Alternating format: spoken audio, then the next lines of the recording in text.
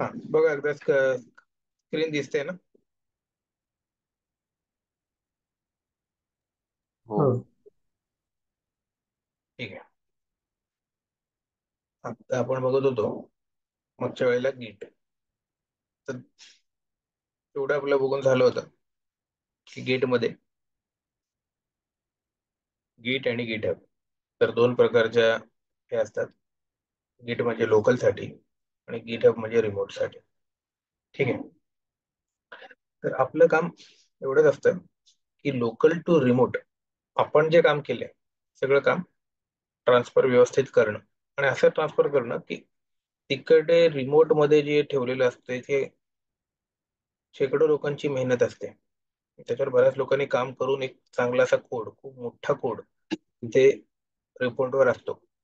त्यामुळे जोपर्यंत आपण आपल्या कॉम्प्युटरमध्ये काम करतोय तोपर्यंत आपण जे काही गोंधळ आपल्याला घालायचा आहे तो घालायला मोकळे असतो.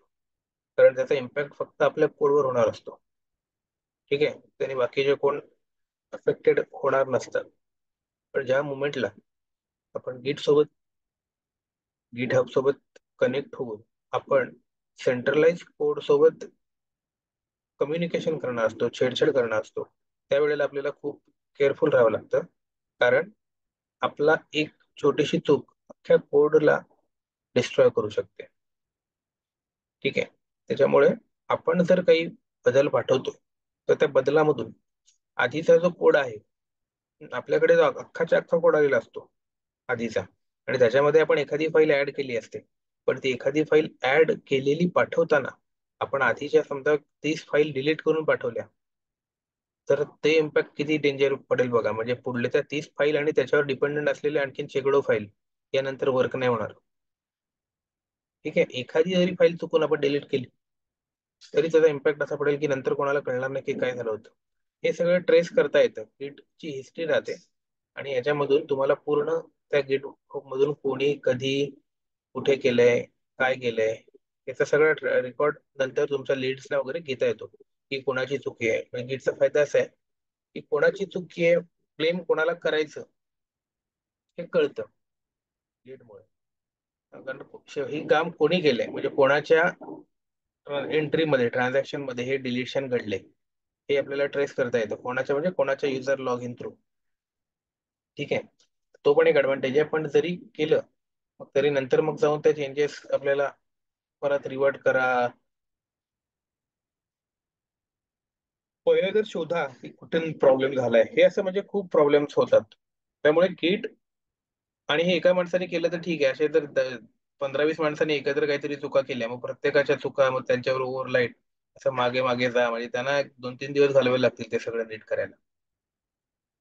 त्याच्यामुळे आपण केअरफुल, आणि आपला जो मेन सगळ्यात जास्त केअरफुल राहायचा असतो तो म्हणजे आपला लीड असतो किंवा जो सुपरवायझर आपला हे करणारा असतो कोड त्याला. कारण आपण काही पाठवल्यानंतर त्याचा इम्पॅक्ट तर होत नाही ना, हे त्याला चेक करत राहायला लागतं. तो आपला कोड रिव्ह्यू करत असतो. त्याच्यामुळे मेन आपल्याला ज्यांना आपले जे अंडर आपले आहेत त्यांची रिस्पॉन्सिबिलिटी मेन त्या लीडवर असते. आणि त्या लीडला पण याच्यासाठी थोडस खूप जागरूक राहायला लागतं. तर आता आपण बघत होतो, हा, तर मी बोलत होतो की म्हणून आपलं मेन काम काय आहे की आपलं जे काम आहे ते काम आपल्या रिपॉझिटरी मध्ये असल्यापर्यंत आपल्या कंपनीला त्याचा काही फायदा नाही. आपल्या लोकल मशीन मध्ये ते आपलं काम कम्प्लीट झालं की ते डेली किंवा वीकली, जसं आपल्या कंपनीचा प्रोटोकॉल, प्रत्येक कंपनीचा वेगळा प्रोटोकॉल असतो, प्रत्येक टीमचा वेगळा प्रोटोकॉल असतो, कंपनीचा पण नसतो. हा टीम किंवा प्रोजेक्ट लेवलचे रूल्स असतात. तर जसं पण तुम्हाला ट्रेनिंग मध्ये रूल्स किंवा तुमचा टीम लीड जे सांगतो त्या पद्धतीने करायला लागतं. ठीक आहे. तर तुम्ही म्हणू शका की आम्ही वीकली सगळं पाठवतो किंवा डेली पाठवतो म्हणतात तर आणखीन चांगलं. ठीक आहे. पण वीकली शक्यतो ओके. आयडियल उत्तर कसं आहे की आमची टीम छोटी आहे त्यामुळे आम्ही वीकली पाठवत राहतो. वीकली आमचं वर्क जेवढं आहे तेवढं आम्ही वीकला टाकत राहतो, असं तुम्ही सांगू शकता. पण आयडियल उत्तर डेली आहे की जे काम केलं ते लगेचच्या लगेच पाठवा. म्हणजे कसं लोकांचे जास्त साचून राहत नाही बदल, आणि पटापट पटापट कॉन्फ्लिक्ट कमी येतात. प्रत्येकाने जर डेली पाठवलं तर कॉन्फ्लिक्ट कमी येतात. कोणाचं काहीतरी चेंज होण्याच्या आतमध्येच पटकन आपला कोड निघून होऊन जातो. तेच तुम्ही वीकभर थांबलात तर मधल्या वेळामध्ये बरेच जण आणखीन त्या याच्यावर पुश करणार. मी तुम्हाला आता आठवते नाही काय माहित नाही, मी तुम्हाला गिटचं सांगितलं होतं की एकच रिपॉझिटरी कसे सगळे वापरतात आणि कॉन्फ्लिक्ट कसे येतात. ठीक आहे. त्यामुळे जेवढा वेळ आपण वाढवतो गिटमध्ये तेवढे कॉन्फ्लिक्ट वाढतात. त्यामुळे जेवढं पटकन करता येईल आपलं काम झालं झालं जेवढं पटकन, म्हणजे कोड आपण फ्रेश घेतला, काम केलं आणि पटकन पुश करून टाकलं, तर आपल्याला कमीत कमी कॉन्फ्लिक्ट येतं. त्यामुळे जर तुम्ही जेवढं लवकर किंवा जास्त फ्रिक्वेन्सीने कोड पाठवत राहाल तेवढं तुमच्यासाठी चांगलं, की तुम्हाला कॉन्फ्लिक्ट कमी डील करायला लागतील. हम्म. तर या गोष्टी याच्यातनं येतात, प्रॅक्टिस मधून येतात. तर कॉन्फ्लिक्ट डील करणं म्हणजे काही कठीण नसतं, फक्त दोन चॉईस विचारतो तो आपल्याला, की तुम्ही पाठवलेला कोड एक आहे आणि तिथे एक कोड आहे, त्याच्यामधला कुठला ठेवायचा आहे. तर तो ओव्हरराईट होत असेल तर मग आपल्याला दोन्ही ठेवाय असं म्हणायला लागतं. किंवा आपण त्याच कोडमध्ये चेंज केला असेल तर आपल्याला म्हणायला लागतं की नको, आमचावाला ठेवा, मी हाच कोड बदललाय तो जुना मला नको. असं आपल्याला फक्त व्यवस्थित नजरे खालून घालायला लागतं ते जर कॉन्फ्लिक्ट असतील तर. ठीक आहे. तर तेवढंच फक्त एक आहे. बाकी गिट वापरणं खूप सोपं आहे, फक्त कमांड्स आपल्या लक्षात पाहिजेत. आणि बेसिकच कमांड्स आहेत, तीन चार कमांड्स आपल्याला फक्त नीट माहिती पाहिजे, ज्या आपण डेली वापरतो आणि होतंय आपलं काम, असं आपल्याला फक्त दाखवायचं. ठीक आहे. तर कसं करायचं बघा. तर पहिलेच आपण बघितलं होतं गिट रिपॉझिटरी आपण डाउनलोड केली होती मागच्या वेळेला. त्याच्यानंतर आपण GitHub.com वर गेलो होतो. तिथे एक नवीन रिपॉझिटरी पण बनवली होती. ठीक आहे. त्याची URL पण आपण कॅप्चर करून कुठेतरी ठेवली होती. तर ती आपल्याकडे कुठे आहे की नाही URL त्याची.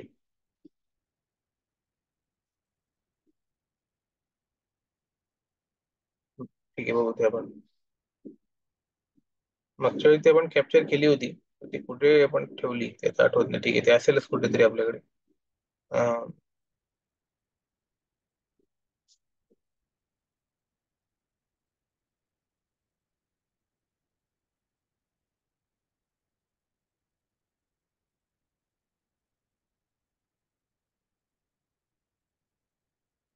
ठीक आहे.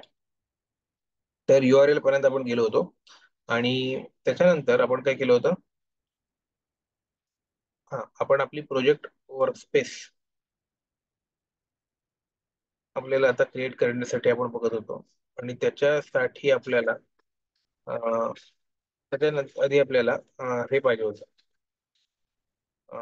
गिट टोकन, गिटहबचं टोकन आपण करत होतो.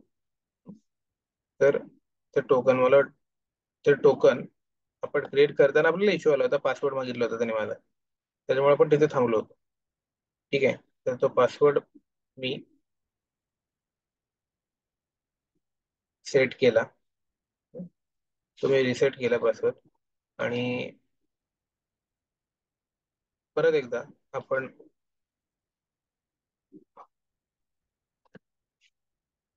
हे बघा, ही मला काल अशी एरर आली, डेली अपलोड लिमिट रिच्ड खाली दिसत असेल तर. त्यामुळे मला काही व्हिडिओ अपलोड नाही करता आले. ठीक आहे. आणि ती पण असं नाही की 12च्या आधी, ते 12:56 म्हणजे 1 वाजता वगैरे आली एरर, पहाटे म्हणजे आजच्या दिवसामध्ये आली. त्यामुळे ते कालचं डेली लिमिट पण नव्हतं, डेली अपलोड लिमिट रिच. ते जास्त व्हिडिओ एका दिवसात अपलोड केल्यामुळे असेल. ते आता होईल ते. ते व्हेरीफाय करायला लावलं माझं अकाउंट, की त्यांना वाटलं की रोबोट तर नाहीये ना, तो डील करतोय, मॅनच ते करतोय, त्यांना चेक करायचं होतं. मग ते व्हेरिफिकेशन प्रोसेस 24 तास आहे आणि पहिल्यांदा एवढे केले एका दिवसात, त्याच्यामुळे ते आलं. हा, तर ठीक आहे, ते दाखवत होतो फक्त. पुढे गेला आपण. तर इथे आपण मध्ये होतो.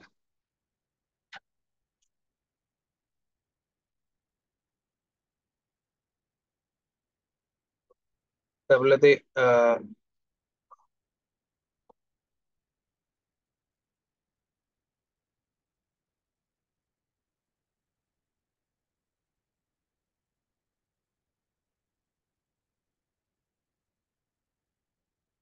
त्याच्यामध्ये आपल्याला आता हे करायचं होतं, नवीन ते टोकन जनरेट करायचं होतं ना. तर परत आपण जाऊ त्या प्रोसेसला.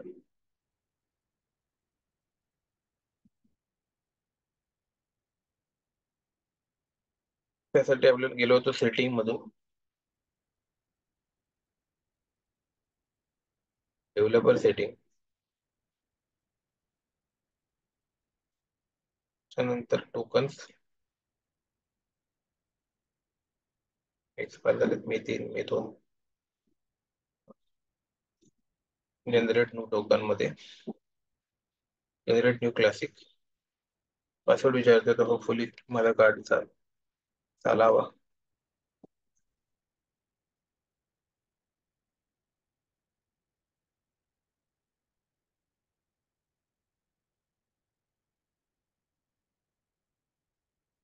ठीक आहे, चालला गेला.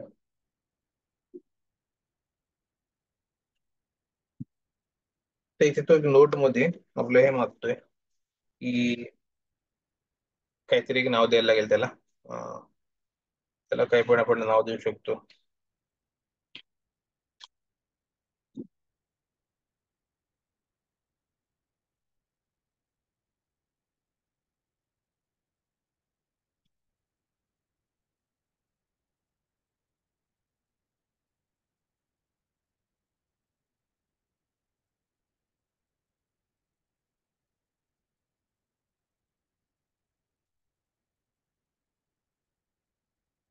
त्या 90 डेजचा मी ठेवून देतो त्याला.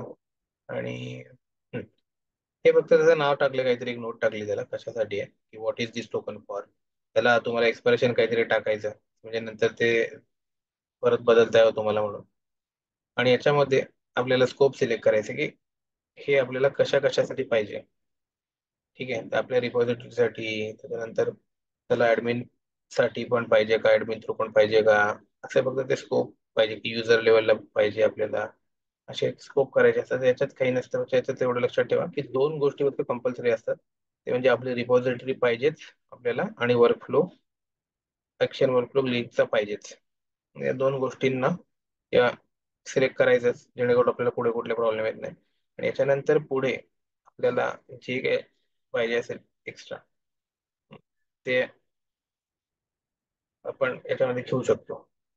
याने आपल्याला आपल्या याच्यामध्ये काही फरक पडत नाही. ठीक आहे, पण तरी पण आपण असंच प्रोजेक्ट आणि ऍडमिन.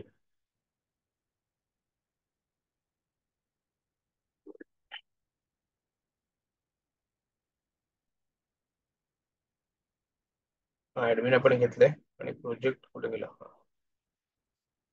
प्रोजेक्ट. तो प्रोजेक्टचा आपल्या पूर्ण ऍक्सेस आणि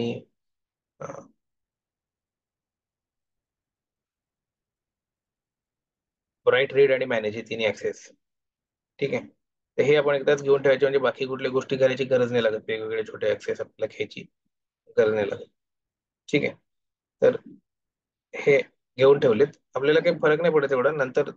आणि हे ऍक्सेस इथून मिळतात असं नाही, काही ऑर्गनायझेशन मध्ये रेस्ट्रिक्टेड असतात, ऍडमिनच्या गोष्ट तुम्हाला हे करायला लागतात. म्हणजे हे असं येत पण नाही तुम्हाला, ते रिक्वेस्ट पाठवून ते ऍक्सेस घ्यावे लागतात तुमच्या ऍडमिनिस्ट्रेटरला. ठीक आहे, त्यामुळे या गोष्टी टोकन करताना काही छोट्याशा जेव्हा गोष्टी तुम्ही आता करताय त्या कंपनीमध्ये, अशी गोष्ट नाही करायला लागणार तुम्हाला. फक्त कन्सेप्ट माहित पाहिजे की टोकन करायला लागतं. ठीक आहे, बस एवढे. हे जस्ट कॉन्फिगरेशनचे आहे, म्हणजे ऍडमिन लेवलच्या गोष्टी. जनरेटेड टोकन झालं, तर मी हे टोकन आता इथं कॉपी केलंय बघा, हे टोकन बनलं माझं. हे टोकन मी कॉपी केलं, इथे आलो, आणि हे आधीचं जुनं टोकन होतं. आता इकडे आपण नवीन टोकन आपलं पेस्ट करू.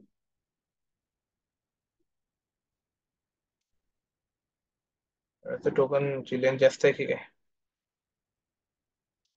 फॉन्ट मोठा आहे.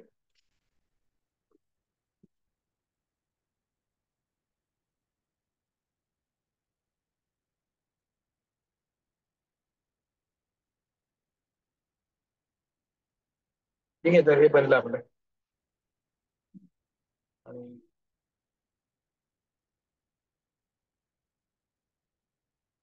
आपण एक रिपॉझिटरी पण बनवली. कुठली बनवली होती परवा, हायब्रिड मला वाटते बनवली होती. ठीक आहे, ही रिपॉझिटरी पण परवा आपण बनवली. तर इथपर्यंत आपलं काम झालं. आता आपल्याला काय करायचंय, राऊंड 1 करायचंय. हम्म. तर त्याच्यामध्ये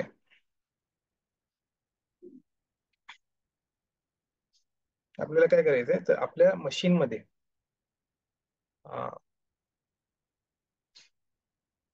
लोकल रिपॉझिटरी बनवायची आहे. ठीक आहे. तर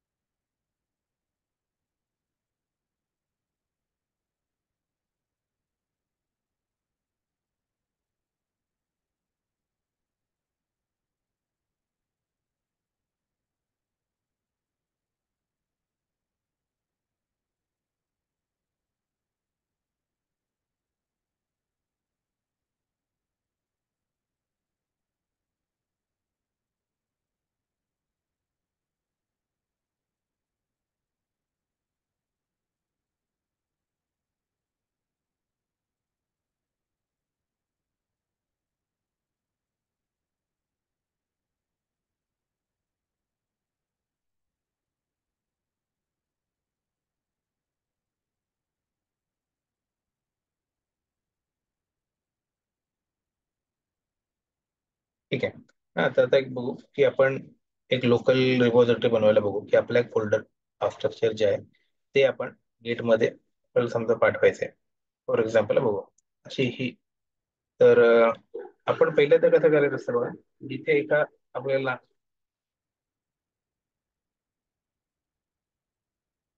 एखादं फोल्डर आपण घेतोय त्याच्यामध्ये जायचं. फॉर एक्झाम्पल इथे मी येतोय आणि इथे समजा जावा प्रोग्राम्स आहे. त्याचं मला एक लोकल रिपॉझिटरी बनवायची आहे. तर मी करणार आणि जाणार याच्यामध्ये न्यू आणि सॉरी ह्याच्यामध्ये शो इन आपण करतो सिस्टम एक्सप्लोरर, मग ते आपल्याला फोल्डर स्ट्रक्चर दिसणार. ठीक आहे. तर याच्यामध्ये जर तुम्ही बघाल याच्या प्रोग्राम मध्ये, तर राईट क्लिक केल्यावर तुम्हाला ऑप्शन येतो. त्याच्यामध्ये शो मोर ऑप्शन केलात तर हा ऑप्शन आला पाहिजे. मी तुम्हाला काल म्हणतो ना ते गीट झाल्याची खूण. तर राईट केल्यावर तुम्हाला इथे ओपन गिट जीयूआय किंवा गिट बॅश हे दोन ऑप्शन आले पाहिजे.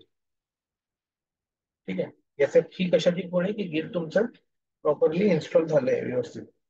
ठीक पण तर गिट जीओआय आपण काय करायचं, आपण गिट बॅच दाखवतोय आपल्या याच्यामध्ये. गिट जीओआय एकदम सोपे आहे. गिट जीओआय मध्ये काय असतं, तर फक्त जे आपण आता इन्स्ट्रक्शन देतोय ना त्यासाठी बटन्स असतात. म्हणजे कमांड पाठ करायची गरज नसते. पुशचं एक बटन असेल, ठीक आहे ना, पुलसाठी एक बटन असेल आणि रिपॉझिटरी कुठली सिलेक्ट करायची ते ड्रॉप डाऊन मधून येणार. कळलं? म्हणजे तोच जे आपण करतोय कमांड प्रॉम्प्टवर ते सगळं जीओआय वर करायचं आहे तिथं. त्याचं एकदम सोपं आहे. जे लोक काही करत नाही आणि आता प्रिपरेशन झालंच नाही आपलं आणि आपल्याला नीट सांगायचंय तरी पण कसं एक्सप्लेन करतो, तर मग बाबा आमच्या कंपनीमध्ये गिट जिओ असतं, मी त्याच्यावर करतो, त्यामुळे मला कुठल्या कमांड येत नाही. असं एक एक्सप्लेनेशन. त्यात काहीच नसतं, त्याच्यामध्ये फक्त पुश पुल म्हणजे हे जे आपण शिकवतोय तेच गोष्ट फक्त जिओ करायची असते. ठीक आहे. तर पण ते शक्यतो कोण वापरत नाही, आपण कमांड प्रॉम्प्ट मधनच करतो. त्यामुळे कमांड प्रॉम्प्टचं म्हणजे हे गिट बॅश तेच आपल्याला सांगायचं आहे. पण वर्स्ट केस तुम्हाला जर प्रिपरेशनच नाही झालं आणि कमांडच आठवत नाहीयेत, तर गेट तर रोज काम करतो आपण, त्यामुळे असं नाही दाखवू शकत की मी नाही गेट केलंय. पण मग प्रूव्ह कसं करायचं आपला एक्सपिरियन्स, 2 वर्ष तुम्ही काम करत होतात ऑटोमेशनवर, मग गेट कसं माहिती नाही, मग कसं सांगू शकतो त्याला की सर आमच्याकडे गेट जीयूआय होत, आम्ही गेट बॅश नाही वापरायचो, गेट जीयूआय वापरलं मी, मला त्यामुळे कमांडची काही गरज नाही पडायची कधी लिहायला. ठीक आहे. अगदीच काहीच नाही प्रिपरेशन झालंय आणि एकदम हे म्हणजे रडकं उत्तर झालं की तरी पण प्रूव्ह करायचंय, मग मग ते पण म्हणतो "अरे यार, काय त्याला काय बोलू शकत नाही की जीओआय वापरलंय आणि म्हणजे उपयोग काही नाही याचा आपल्याला. पण अं, ठीक आहे, याला आपण खोटा तरी नाही ठरवू शकत आता की फेक कॅन्डिडेट असं तरी नाही ठरवू शकत. असू शकतं गेट जीओआय वापरला असू शकतं. ठीक आहे. आणि गेट जीओआय काय विचारण्यासारखंच नाहीये, कारण त्याच्यात फक्त क्लिक करायचे, पुश करा पुल करा, फक्त सगळ्या क्लिकवर आहे, काय विचारणार त्याच्यावर. ठीक आहे. त्यामुळे तिथे एक आपण खोटं नाही पडत या एका उत्तराने. पण ते असं बोलणं म्हणजे इम्प्रेशन डाऊन करणं, कारण जीओआय वापरतो तुम्हाला गिट बॅश आणि त्याच्या कमांड माहिती पाहिजे.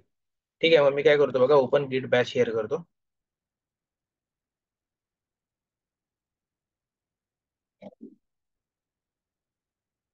आणि हे बघा हे गिट बॅच इथे ओपन झालंय. ठीक आहे. तो आधीचं पण एक आहे.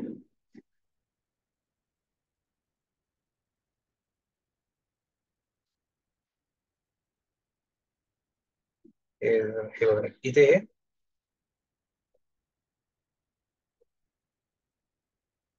चुकीच्या ठिकाणी ओपन म्हणजे मी डायरेक्ट इक्लिप्स वर्कस्पेस मध्ये आलो, तर त्यामुळे चुकीच्या ठिकाणी ओपन झालं.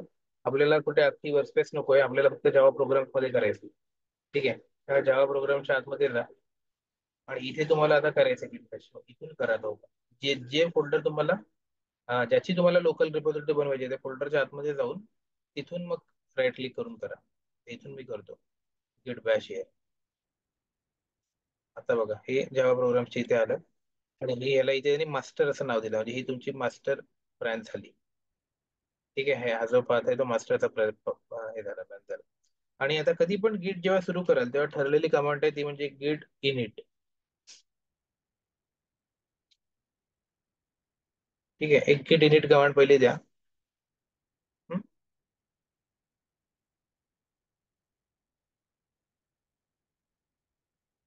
तर आता काय केलं यांनी एक गिटची ना एक रिपॉझिटरी बनवली, एक फोल्डर बनवतो तो गिट इनिट केल्यावर. तर इथे हा फोल्डर तुम्ही त्याच्यामध्ये जावा प्रोग्राम मध्ये गिटचा फोल्डर येतो. पण आता हा तुम्ही म्हणाला फोल्डर दिसत नाही, तर हिडन असतो. त्याच्या व्ह्यू मध्ये जेव्हा तुम्ही जाल आणि शो देत राहतो, व्ह्यू मध्ये जेव्हा जाल आणि शो हिडन आयटम्स कराल.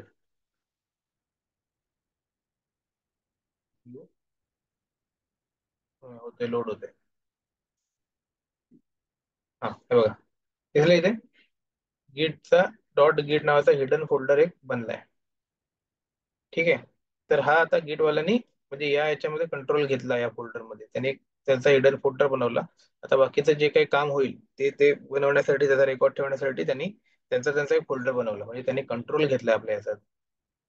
ठीक आहे, तर हे झालं इनिशियलायझेशन झालं गिटचं.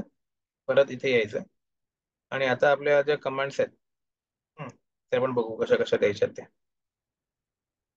हा आता ह्या ज्या कमांड आहेत त्या वन टाइम याला कॉन्फिगरेशन म्हणतात. तर मी ते ऑलरेडी केलंय तरी मी परत एकदा करतो दाखवायला की तुमचा युजर नेम आणि ईमेल हे तुम्हाला कॉन्फिगर करून घ्यायला लागतं वन टाइम गिट रिपॉझिटरी सोबत. ठीक आहे, तर हे मी आता ही कमांड देतो. मग कमांड कशा बघा गिट कॉन्फिग. आता या जे कमांड्स आहेत ना ते तुम्हाला लक्षात ठेवायचे आहेत फक्त. आणि या कमांड कुठे पण मिळून जातात, त्यामुळे असं नाही की पाठ करायला पाहिजेत. तुम्हाला काम अडत नाही याचं, पण इंटरव्ह्यूला तुम्हाला सांगायला लागणार ना या, त्याच्यामुळे पाठ करा म्हणतो. ठीक आहे, की पहिलं काय करतो तो गिट इनिट. ठीक आहे, त्याच्यानंतर काय तर एक गिट कॉन्फिगरेशन करायला लागतं ईमेल आयडी पासवर्ड. पण हे डेली मध्ये नाही सांगायचं. डेली मध्ये कसं सांगायचं ते मी सांगतो, हे फक्त आता समजून घ्या. आणि कामाचं आपल्याला कसं बोलायचं ते आता आपण डिस्कस करू, ते मेन आहे गिट कसं सांगतो आपण. हे जस्ट फक्त असंच for the sake of knowledge हे ऐका की गेट कसं वापरतात, कसं वापरू शकतो, काय असतं तेवढंच. मग त्याच्यानंतर आपल्याला ऍक्च्युली काय सांगायचं ते आपण बघू. ही पहिली कमांड आपण घेऊ, इथून कंट्रोल सी करतो मी. आणि इथे आल्यानंतर कंट्रोल व्ही होत नाही किंवा बॅश मध्ये होईल पण नाही बघा, इथे तुम्हाला राईट क्लिक करून पेस्ट करायला लागतं. कंट्रोल सी कंट्रोल व्ही इकडे चालत नाही. तर ही कमांड मी इथं टाकतो. हम्म, काहीतरी चुकीचं झालं. तर तुम्हाला आधीची टाकलेली कमांड पाहिजे असेल गेटची तर अप एरो अप की दाबायची, म्हणजे ती आधीची कमांड येते. तर आता आधीची कमांड मध्ये तुम्हाला इथे दिसतंय की इथे इथे काहीतरी गेट कॉन्फिगच्या आधी हे अनवॉन्टेड मेसेज मला हे झाला, अनवॉन्टेड मेसेज टाईप झाला, तर मी तो डिलीट मारतो. ठीक आहे, आता आपली कमांड बघा प्रॉपर कमांड अशीच आहे गेट कॉन्फिग. आधी काहीतरी अनवॉन्टेड झालं होतं. तर आता मी परत एकदा तुम्हाला इकडे यायला लागेल एंडला.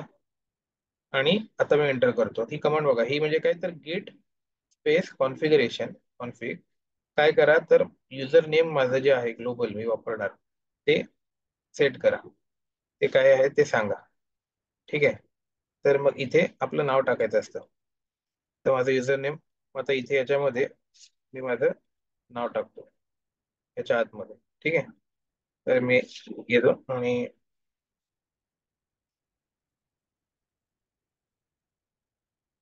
हे वन टाइम कॉन्फिगरेशन आहे, म्हणजे नंतर गिटला कळतं की आपण ते वापरतो. ठीक आहे, म्हणजे ते व्हॅलिडेशन साठी मध्ये पासवर्ड विचारतं आपल्याला. पासवर्ड किंवा टोकन कधी कधी. तर आता मी सचिन करतो, एंड करतो. ठीक आहे, हे झालं कॉन्फिगरेशन. ठीक. आता दुसरं, आता मला करायचं आहे की माझा मेल आय डी पण मला कॉन्फिगर करायचा आहे. त्यासाठी ही मेल आय डी ची कमांड घेतो आणि इथे येऊन मी हे पेस्ट करतो, युअर ईमेल. युअर ईमेलच्या जागी फक्त तुम्हाला काय करायला लागणार, तुमचा ईमेल आय डी टाकायला लागणार, जो तुम्ही किट साठी वापरलाय तो. हा, तर हा माझा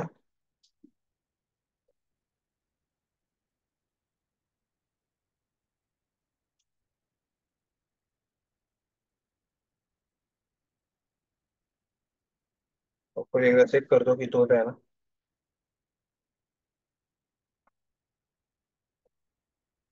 तोच आहे.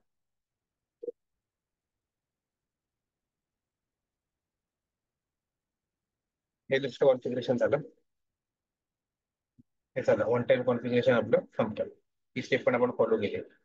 तर पुढे जायचं. पुढे adding files folders to staging आणि इंडेक्सिंग. ठीक आहे, आता बघा.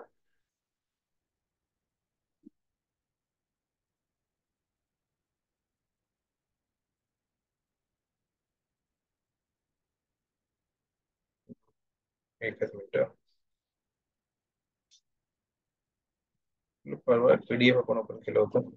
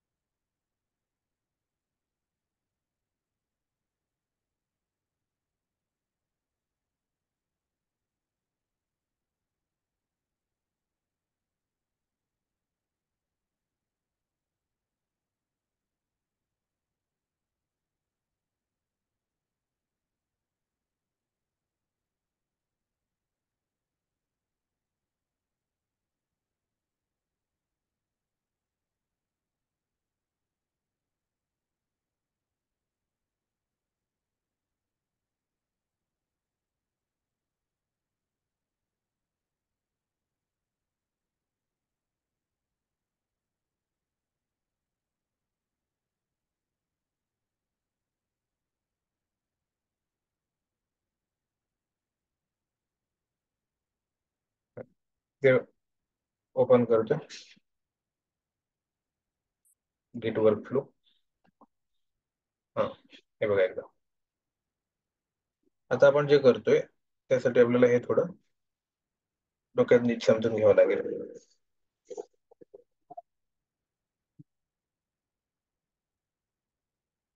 तर आपल्याकडे आपली जी वर्किंग डायरेक्टरी असते, म्हणजे आपण ज्याच्यामध्ये काम करतो, आपला जो लोकल फोल्डर आहे, तर त्या ज्या त्याच्या आतमधल्या फाईल असतात, म्हणजे कुठला, तर आता आपण याच्यात हे काम करतो, आपण जावा प्रोग्राम्स नावाचा फोल्डर घेतला ना याच्यातला, त्याच्या आतमध्ये पण आपल्या ज्या पण फाईल्स आहेत ज्याच्या आपण इंटरनली काम करतो लोकली, या सगळ्या फाईल्स ना त्याच्या आतमध्ये असलेल्या ना आपण अनट्रॅक्ट फाईल्स म्हणतात. ठीक आहे. त्याच्यानंतर आपण एक ऍड नावाची कमांड देतो आणि त्या अनट्रॅक्ट फाईल्सना कुठे पुश म्हणजे कुठे शिफ्ट करतो, पुश शब्द नका, कुठे शिफ्ट करतो, तर स्टेजिंग एरियामध्ये. आता गिटचे काही हे ठरलेले कीवर्ड्स आहेत, हे डोक्यात ठेवा, कारण जेव्हा तुम्ही तुमचं काम एक्सप्लेन करता तेव्हा हे माहिती असायला लागतात, आणि इव्हन कधी काही इश्यू आला तर सांगताना हे वापरायला लागतात की काय इश्यू येतोय, तर स्टेजिंग एरियामध्ये नाही जात, की स्टेजिंग एरियामध्ये जाताना इश्यू येतोय की रिपॉझिटरी मध्ये जाताना इश्यू येतोय, हे आपल्याला कळलं पाहिजे. ठीक आहे. तर आता बघा, इथे आपले अनट्रॅक्ट फाईल असतात, तर त्याला पहिलं आपण काय करतो, तर ऍड ही नावाची कमांड देतो. तर ऍड कमांडने काय होते, तर ती जी अनट्रॅक्ट फाईल असतात त्या ट्रॅक फाईल मध्ये कन्वर्ट होतात, आणि त्या कुठे येतात, तर त्या येतात तुमच्या स्टेजिंग एरियामध्ये. ठीक आहे. तर त्या स्टेजिंग एरियामध्ये एकदा आल्या की त्याच्यानंतर तुम्हाला, म्हणजे या फाईल्स मध्ये आता नीट मध्ये पाठवण्यासाठी या तयार झाल्या. असं कळतं की या फाईल्स आता फक्त गिट मध्ये आपल्याला पाठवायच्या, रिपॉझिटरीमध्ये, गिट हब मध्ये, गिट रिपॉझिटरीमध्ये आपल्याला पाठवायचे असं आपल्या सॉफ्टवेअरला कळतं. की जेवढे आपण स्टेजिंग एरियामध्ये टाकलेत, कारण आपल्या इथे 100 फाईल्स असतील बरोबर आपल्या फोल्डरमध्ये, त्यातल्या आपल्याला सगळ्याच नाही पाठवायच्या आहेत. समजा दोनच फाईल मी इथे सेंड करतो ऍड, तर त्या दोनच फाईल फक्त मला स्टेजिंग एरियामध्ये आले असा अर्थ होतो. या दोन फाईल मला वरती पाठवायच्या आहेत, म्हणजे त्या स्टेजिंग पुढे जाण्यासाठी सिद्ध झाल्या, तयार आहेत, असं त्याचा अर्थ स्टेजिंग एरियामध्ये आल्यावर. त्याच्यानंतर पुढे काय तर कमिट कमांड येणार. तर कमिट कमांड करताना एक त्याच्यासोबत आपण एक हे टाकणार की याला आता या नॉट ओनली स्टेजिंग एरियामध्ये तयार नाहीयेत, तर एकदम फायनल झालंय की आता या गिट मध्ये आता पाठव याला पुढे. ठीक आहे, तर त्याच्यासाठी त्याला त्याला आपण कमिटमेंट दिली की हे याला आता फायनल झालंय ते पाठव, आणि त्याच्यासोबत एक कमिटमेंटचा एक मेसेज असतो की याला कशा अंतर्गत पाठव, तर याच्या अंतर्गत पाठव, ही अशी अशी रिलेटेड फाईल्स आहेत असं आता फायनल मी तुला सांगतो. मग त्या फाईल्स म्हणतात कमिटेड फाईल्स. ठीक आहे. आणि याला या कमिटेड फाईल्सना आपण काय करतो, परत एकदा पुश कमांड देतो, तेव्हा या फाईल्स ऍक्च्युली जातात गिटहब.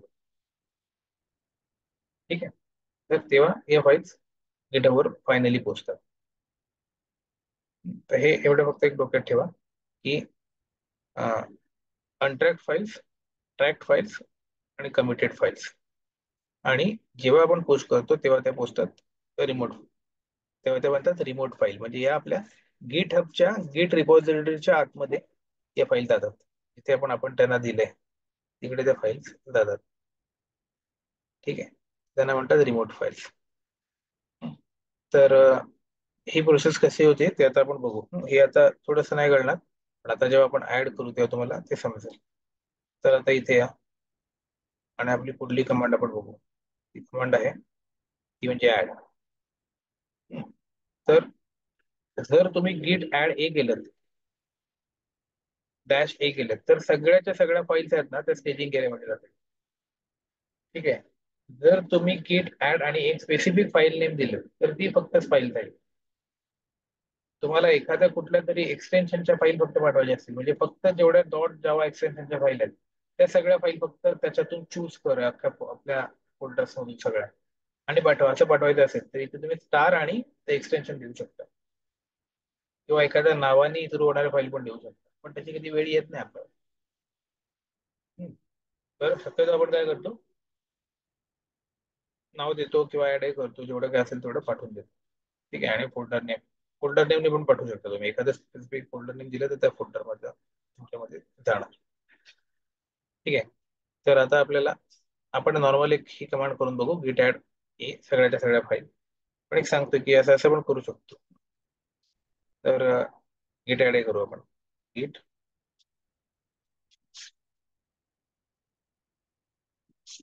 Add -e.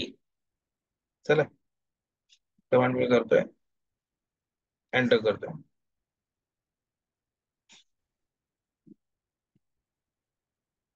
तर आता या फाईल्स खरोखर गेल्यात की नाही हे आपल्याला बघायचं होतं. पण एक आपण करायला विसरलो की गिट स्टेटस नावाची कमांड असते. कधी पण तुम्हाला बघायचं असेल तर गिट स्टेटस वापरा, ते तुम्हाला सगळ्या फाईलचा स्टेटस दाखवतो.